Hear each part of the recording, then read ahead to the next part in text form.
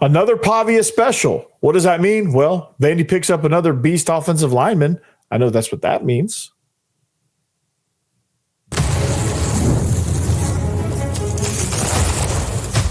You are Locked On Vandy, your daily podcast on the Vanderbilt Commodores, part of the Locked On Podcast Network, your team every day. What's up, guys? Welcome into the Locked On Vandy podcast on the Locked On Podcast Network. I'm your host, Corey Burton. Thanks for making Locked On Vandy your first listen every day. Shout out to you everydayers. We're free and available wherever you get your podcasts and on YouTube as a part of the Locked On Podcast Network, your team every day. So, from big upsets to game-winning drives, the NFL playoffs are better with FanDuel. New customers can bet $5 and get $200 in bonus bets guaranteed, win or lose. So visit FanDuel.com to get started. So, why am I excited? Well, I'll tell you why I'm excited. Vandy's building a roster. They're building it slowly and surely, and they're getting something slowly and surely that they haven't had a whole lot of. Depth. Imagine that. So what else do they need to pursue in the portal? What's the state of the offensive line now? I know Sterling Porcher, a Pavia special, adds an instant starter to this Vandy offensive line. So, but we got to define some terms here. What does a Pavia special mean? Okay. And how's it going to affect Diego Pavia, actually? We'll answer those two questions first. Okay. What's a Pavia special? A Pavia special is a player. And it can be you can have a Pavia special at any school because a Pavia special is a player that got an extra year added because of junior college. And Sterling Porcher, I keep wanting to call him Robert Porcher. I wonder if there's any relation there. Sterling Porcher from Texas Tech had to run out of eligibility and until recently was thinking he was done with college football. Now he's back, thanks to Diego Pavia. So, and he's going to be now blocking for Diego Pavia to show his appreciation. And everybody out there that has a year of eligibility, you should come to Vandy to show Diego Pavia your appreciation because we're trying to build a monster here. All right, but in all seriousness, Sterling Porcher, he played at Texas Tech last year. He's a versatile guy. I really like this addition because his versatility brings to the table something that Vandy needs, right? They need guys that can move around. They need guys that can cross train because when injuries happen, when you need to shuffle some things around like Vandy did early in the season, it just wasn't working with Castillo at guard and Losoya at center, more so because Castillo wasn't a good guard and Losoya was a good center. They just needed to move out of necessity. They made that move and the offensive line has to become better. You have versatile guys, you're able to do that, right? Let's say Isaiah Glass goes down, or let's say he's just not as good as we think, or he doesn't pick up the system quite as well, or he can't adjust to the quick tackle, strong tackle philosophy. Well, you have let's say that Porcher does, and let's say there's another guard that does. Let's say you have two guards that are playing really well, and Glass is kind of the odd man out on the quick side. Well, you could bump Porcher out to tackle because he's played tackle before at MTSU. And so that versatility allows him to build his skill set in a couple different things and has allowed him to be able to take those skills inside to play guard, where he's probably a better natural fit. And if he has to, or if Vandy needs him to, Coach Klanakis can move him out there and probably will thrive a little bit. So Porcher is, one of the things I think he did to build his skills for tackle is, or one of the things playing tackle did to build his skills, it kind of builds your pass pro footwork because at tackle, that's the main thing about like tackles moving into guards. That's one of the reasons that you move those guys inside a lot of times because you want to get you have a guy that's a little bit shorter, not quite as long, and when you have to eat up a lot of space, you need those like 6'5", 6'6", 6'7", 6'8" guys out there to just kind of eat up space. Well, when you have a guy that moves just as well, that can cover that space with his feet, but is like 6'4", then you move them down to guard. They have stellar footwork and they can pass pro inside with some bumpers. And they have the quickness, they have the awareness to be able, and they have the ability to take guys on one-on-one because tackles a lot of times are isolated in pass pro. you have a guy that also can communicate, because there's a lot of things that happen out there on the edge that you have to communicate. And with defenses, there's a lot of things that happen everywhere. So you have to be able to communicate. You have to be able to move.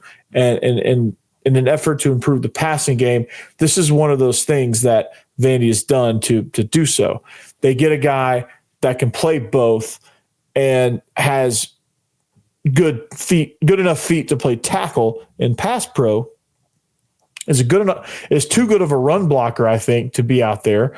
You probably want a guy that's that athletic and that big to play inside at guard, so he can combo, he can climb to the next level, he can pull on gap schemes, he can pull on pin and pull schemes, outside zone, he can stretch beyond a 3 technique and climb and get a linebacker in space. Like, those are the things that quick tackles will do in this scheme is they'll get out in space and they'll cut off the linebacker.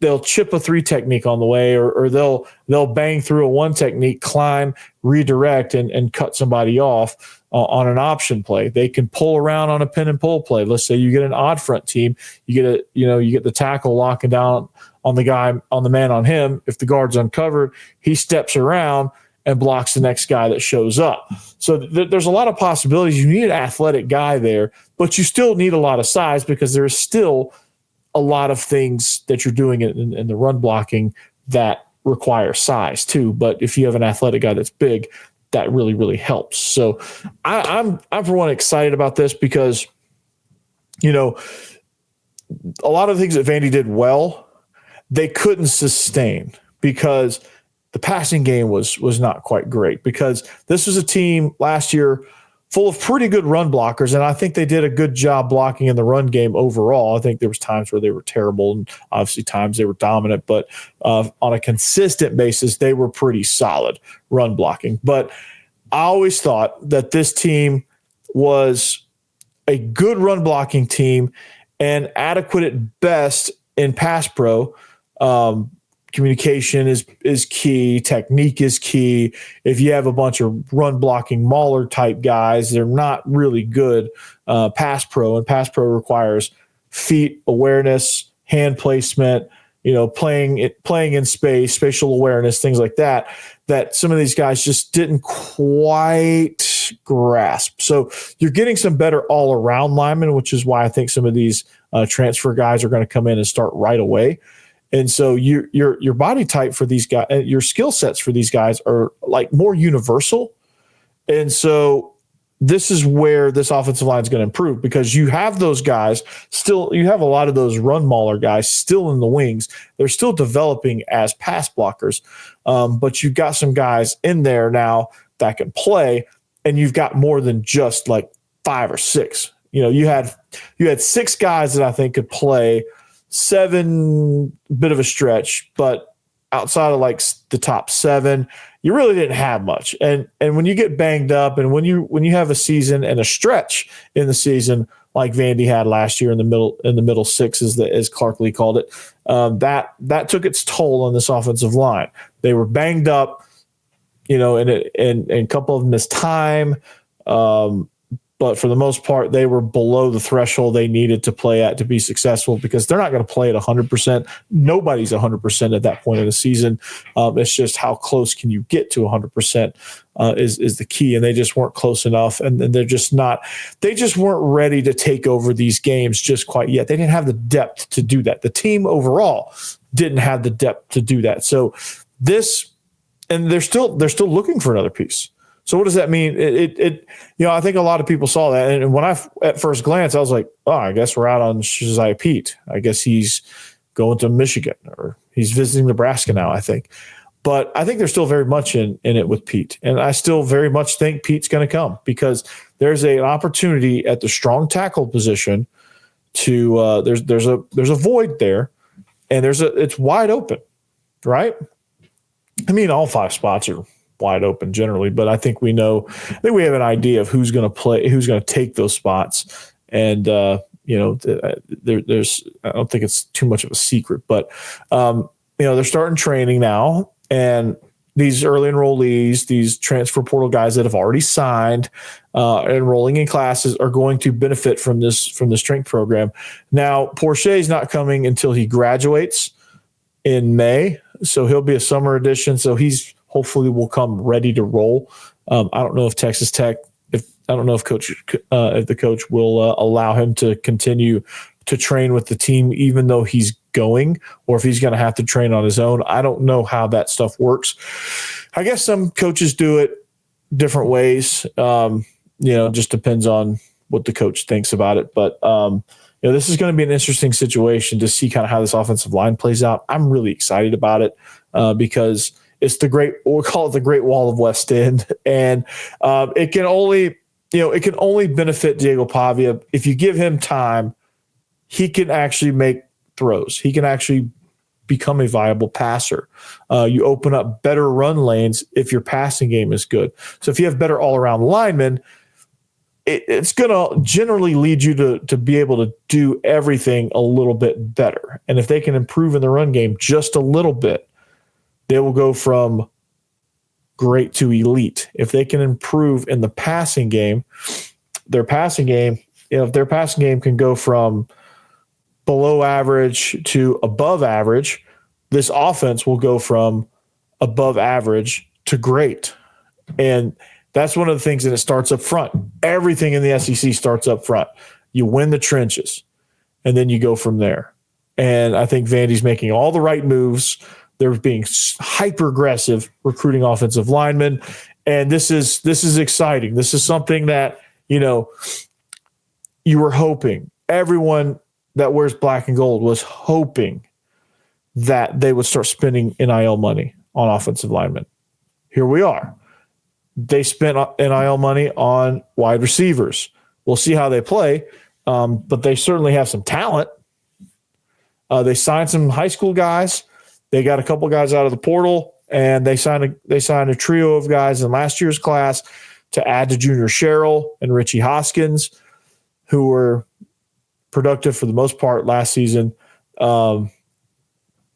This is an exciting time because offensively they're building and building and building. So what do they still need to build? Well, I'll tell you that next. Hey, did Rocket Money ever help you find any subscriptions that you forgot about or were paying for twice? Well, that definitely happened to me. I had a few subscriptions that I didn't even realize I was still paying for. And Rocket Money made it so easy to track them all down. It's like having a personal assistant for your finances. Rocket Money is a personal finance app that helps you cancel your unwanted subscriptions, monitors your spending, and helps you lower bills so you can grow your savings. It brings everything together in one place, whether it's subscriptions, your spending habits, or even goals you want to hit this year. Rocket Money has over 5 million users and has saved a total of $500 million in canceled subscriptions, saving members up to $740 a year when using all the app's premium features. So for me, one of the best features is the subscription tracker. I've used it to cancel services I wasn't using anymore, and I've already saved a ton. Plus, with their goals feature, I've been automatically set aside money for my future. No more stressing about budgeting every month. So cancel your unwanted memberships and subscriptions and reach your financial goals faster with Rocket Money. Go to rocketmoney.com/lockedon today. That's rocketmoney.com/lockedon. rocketmoney.com/lockedon.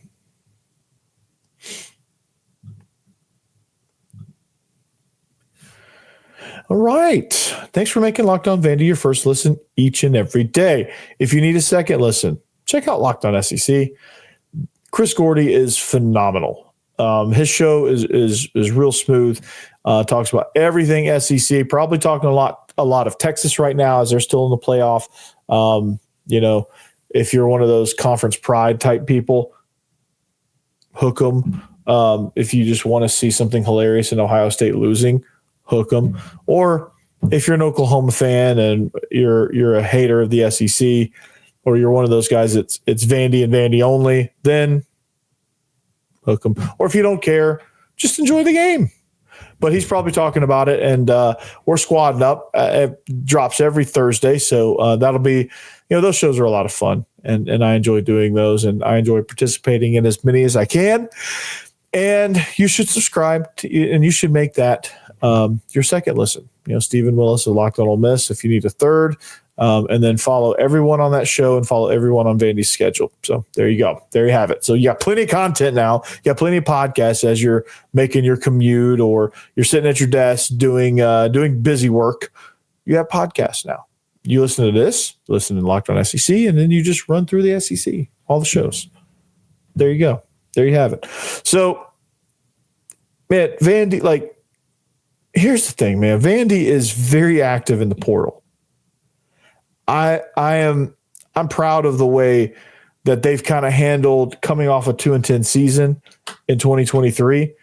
I've really, and I know there was a lot of harsh critics out there, and there probably still is. There's probably still a lot of people that are like, well, that was just a fluke, and we'll see it come crashing back down to earth this year because Vandy's not going to sneak up on anybody now because they beat Alabama, and but they're making all the right moves.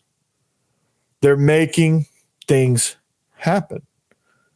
I've won, and I've heard this too. And this is kind of crazy. Well, Clark Lee's only winning because of Jerry Kill and Tim Beck. What do you think hired them? Who hired Tim Beck? Who hired Jerry Kill? Who recognized that he needed to hire Jerry Kill to help guide him? Clark Lee. So give the guy some credit. He's been doing great. The NIL, he's finally woken people up in the administration building and alerting them to the fact that, hey, we can be a smart school, we can be a elite school, and have good athletics. Like, that's possible. Mark, they kind of believed it a little bit with Mark Byington, but Mark Byington was not some like super highly invested in coach, and it wasn't like an all-in move, but they hired Mark Byington. They trusted his vision, and they gave him some NIL money to work with, and he's 13-1. And as I'm recording this, they're down at halftime to Mississippi State. Mississippi State's good though; they're playing really well. But they invested in basketball. They're 13-1 now, and they're a viable team in the SEC. I don't know how conference play will go, or if some of the growing pains of having a brand new roster will come to light. But this team has proven that it can win. It is capable, just like this Vandy team. They proved that they are capable. And there's plenty of things that you could look at and go, well, this, they're pretty good, but they're pretty good, but like, they don't have any depth. Well, they're pretty good, but their passing game is lacking, or they're pretty good, but like outside of Cedric Alexander, they just don't have much, or secondary, it could be, everybody kind of looks for those things to be like, hey, they're good, but they look for the add-ons. They're using the wrong conjunction. You need an and. And Nick Saban said it best. Don't be a but guy, be an and guy. Well, he's nice, but, and it's usually something negative. Or, man, he's a great dude. And that's usually something positive. Like, and he's this, right? You're never going to say, well, Langston Patterson's a great linebacker, and Colby Taylor sucks, right? You're never going to say that, right? If you're going to say that, you're going to say, but Colby Taylor sucks. I don't know. I'm just using that as an example. Don't say that I'm saying Colby Taylor sucks. I'm just using that as an example. But what do they need to address next in the portal? Well, here's the thing.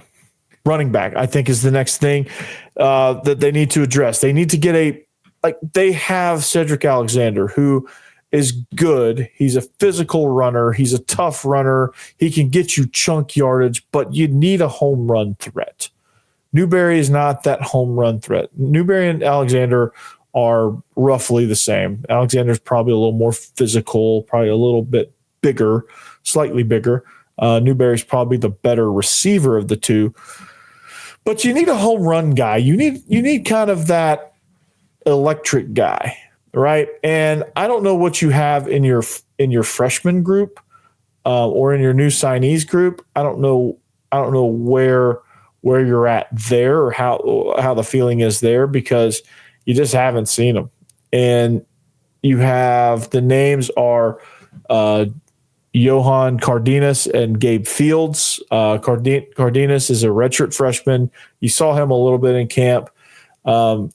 Not sure if he moved the needle or not, but Gabe Fields is somebody that they were excited about coming out of high school, and he'll come in the summer. So we'll see kind of what he has. But, like, do you really want to focus on that? Like, McKalen Young is good. He's solid, but he's not a home run guy. Chase Gillespie's a hammer.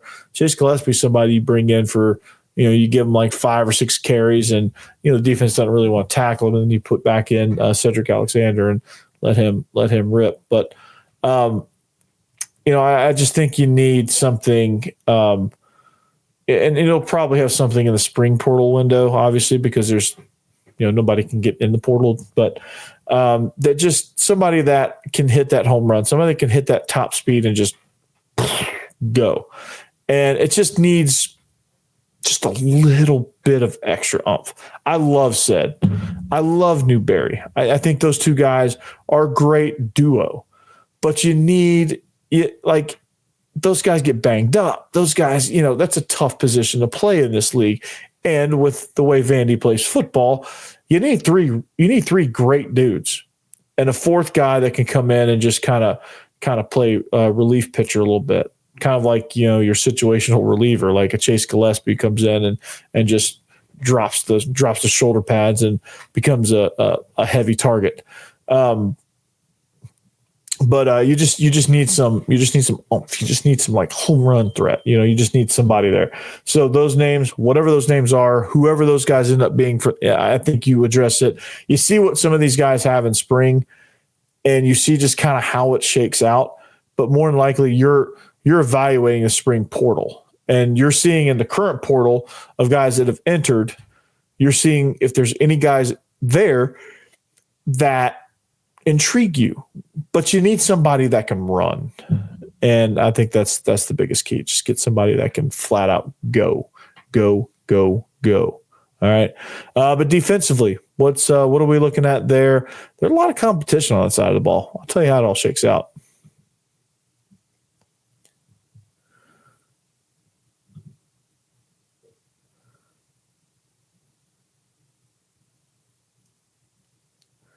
All right, wrapping up the show here. Locked on Vandy. Thanks for making us your first listen each and every day.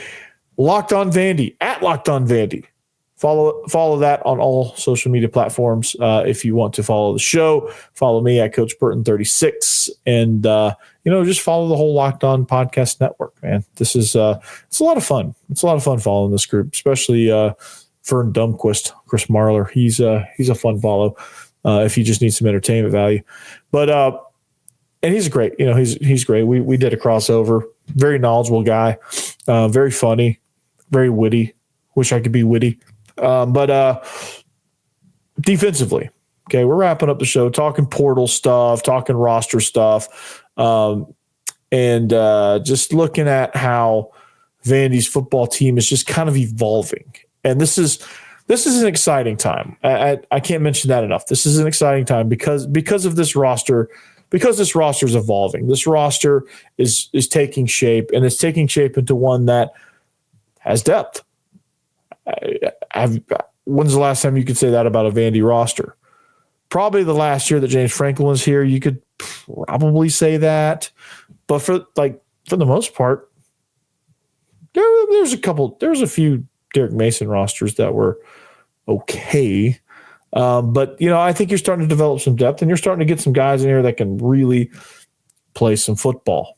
And you look at this defensive report card. So in order to kind of evaluate where the defense is going, I think you have to look at where they've been first. Okay. Just to kind of give you kind of baseline, because you need a baseline. You need something to base it on. You need something to say, okay, they were this year. Okay, well, this is where they can improve, right? This defense, honestly, was really opportunistic. They were able to get to the quarterback on some occasions, and they played really tough. They played really physical. They were a group that just you could not get rid of. You could not put them away. And they just kept coming at you. They kept fighting. The spirit was great. I think the schemes were good. Guys were always in position, seemed like. Very rarely. Now, this happens because they're humans and they play football, and occasionally the other team's going to get you, and occasionally you're going to have some busts. And that happened. But I think for the most part, this defense was always in position. They were always there. There was always 2 or 3 guys that they're ready to make the play. Whether they actually made the play remains to be seen. There were several occasions where they had quarterbacks dead to rights. They miss, and they end up getting big yardage. There were some games, the Tennessee game, after the first quarter, I thought it was kind of a baffling game plan a little bit, where you let Nico get comfortable. And when you have a freshman quarterback that's struggling a little bit, and he struggled at the start of that game, he was nervous. He was rattled. They had a good plan against him at the start. They kind of rattled him a little bit, and then they allowed him to get comfortable. And once he got into rhythm, it was over. So some of those things like scheme, I think is evolving too, because you're getting better players. You're getting more depth. You've got guys that, developed over the course of the season that became better from game 1 to game 12.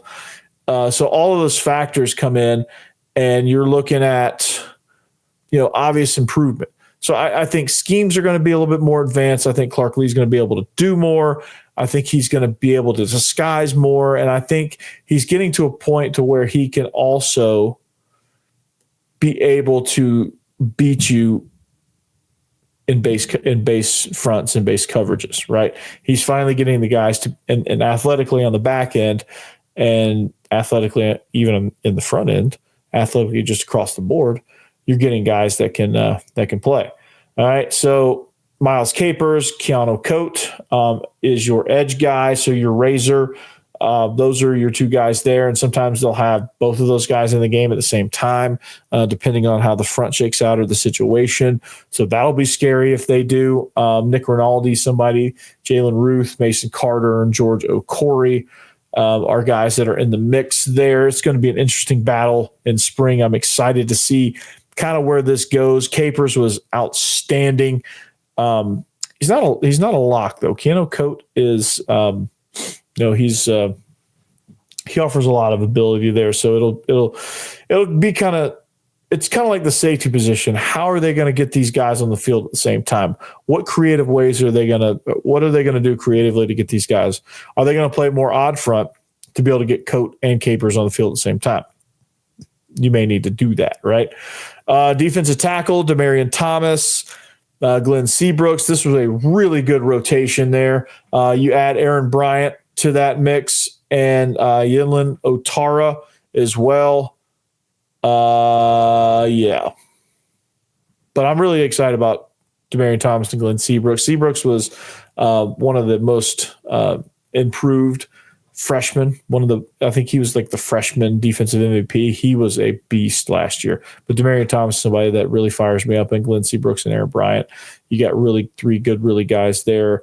Otara and Zaylen Wood at the other defensive tackle. That's probably your smaller guy. So like if this is like the bigger defensive end, if they go odd front, which, or it's a 3 technique. So like if you go even front, this would be the 3, and Seabrooks or Thomas would be the 1, or Seabrooks and Thomas would be the nose, and this would be one of your 4 techniques. And then your other guy, probably 4-5 technique kind of, outside shade of the tackle. Corday Sidnor, Linus Zunk, a really good 1-2 punch there. I really like what Corday Sidnor was able to bring emotionally, mentally, and he's just energy wise, man. This guy just gets after it, and I'm very, very good with that. They just need some more options. They need some more bodies there, and I think Zaylen Wood can go back and forth. Like if they go to, they could go a Sidnor Wood type look if they go odd front. Sidnor's banged up. You get Linus Zunk. You also get Zaylen Wood. They could stand to get another transfer at this position though, just to add some depth along that. But this defensive line is shaking out to be something that in run situations, heavy run situations, you get Thomas and Seabrooks on the field at the same time. Pass situations, you get your faster guys. You can even put Zaylen Wood at nose in some like obvious passing down. So like you got a lot of options here, and you can get creative. Inside linebacker, the Mike, Langston Patterson, Collie, and Jamison Curtis. Bold prediction: Jamison Curtis jumps into the backup role. I think it's going to be hard to kind of keep him off the field. But Patterson is the obvious starter here and the defensive captain. So Colley's a pretty good backup. I think Curtis has a lot of potential and could jump. The will linebacker, Brian Longwell, had a phenomenal season. But Nick Rinaldi, Bryce Cowan, also fighting for those spots. And we'll see if Cowan jumps in the portal after spring practice. But this linebacking core got instantly better. These freshmen coming in are going to be really, really good. I'm excited about that and excited about what these guys bring to the table. The star position, you have Randon Fontenette, and it's going to be fascinating to see kind of how they back him up. It's going to be situational. Is Cowan going to be a guy? This could be a place where Keanu Coate comes in. This could be something where another, you could get like a smaller guy in there, like a Colby Taylor or somebody. Like there's some situations here that you can get into at the star position where you got a little bit of wiggle room. Austin Howard, Josiah Broxton, those guys can go inside or out and just kind of see what you can do. But it's going to be kind of a rotational thing based on situations behind Randon Fontenette. But Fontenette is far and away the starter there and probably your defensive co-captain. Your corners, I'm really digging Jalen Lackey, and I'm really digging Martell Height. Martell Height had a phenomenal year, not only in the return game, but as a corner. You get Marlon Jones back. You get Mark Davis back. You get Jordan Matthews coming in as a transfer from Tennessee. I don't know if he fits in as a boundary or a field corner if they do the field boundary thing, or they could do a box and one. I don't know, but you have 5 really good corners there that I think if they can stay on the field, if they can get stay healthy, you have some really good guys to rotate in there and not have to you can avoid getting your freshmen in situations to where they should not be in. But Van Zyl Hinton could get in there at the field corner. I think he has a chance to jump in there a little bit, maybe in some mop up duty, things like that. But your safeties, I think, are going to be where they lack in experience. They're going to make up for in athleticism, and that's going to be very, very good. So I'm really excited about this defense.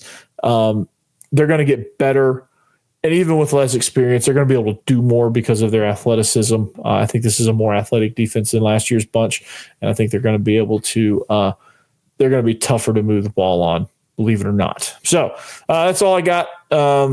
And we'll come at you next time here on the Locked On Vandy podcast on the Locked On Podcast Network. Thanks for listening. Subscribe, like, whatever. Let's get to 1,000. Hashtag the road to 1,000.